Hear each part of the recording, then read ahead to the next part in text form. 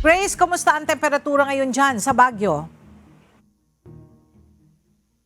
Yes, Ella, ramdam na ramdam talaga ang lamig dito sa Baguio City. Kaninang madaling araw, umabot sa 10.6 degrees Celsius ang temperatura ayon sa Pag-asa. Kaya para talagang winter feels ang panahon dito.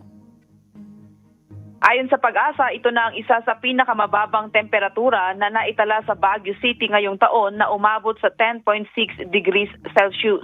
Habang ang pinakamababang temperatura sa kasaysayan ng City of Pines ay 6.3 degrees Celsius noong 1961. Dahil sa matinding lamig, ilang pananim na gulay at bulaklak sa iba't ibang bahagi ng Benguet ang nakaranas ng frostbite. May mga tanim din na hirap bumuka dahil sa sobrang baba ng temperatura.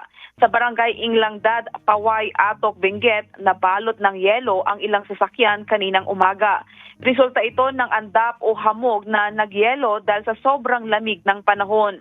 Samantala sa Baguio Country Club, isa namang magandang tanawin ang naging resulta ng malamig na panahon matapos namulaklak ang sakura tree sa loob ng mountain resort.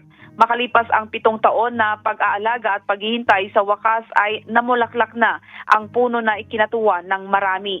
Ang proyektong ito ay pinangunahan ni Abdullah Dimarusing Mastura na pinuri ng marami dahil sa kanyang tiyaga at pasensya sa pagpapalago ng sakura tree sa lungsod.